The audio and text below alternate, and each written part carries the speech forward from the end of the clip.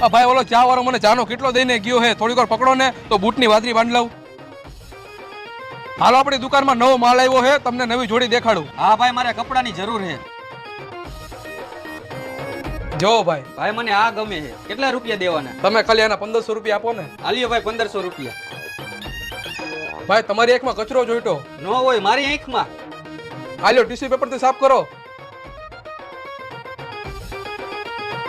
ભાઈ કેટલો ભૂલાઈ ગયો અહીંયા. ભાઈ કેટલો ક્યાં મારો હે? તો ઓલા ચા વાળાનો હે ને. મને ખબર હે તમારો નથી, સામે ઓલા ચા વાળાનો હે, તો તમે અહીંયા જાવ હે ને તો લેતા જાવ ને. હા લાવો. કેટલો?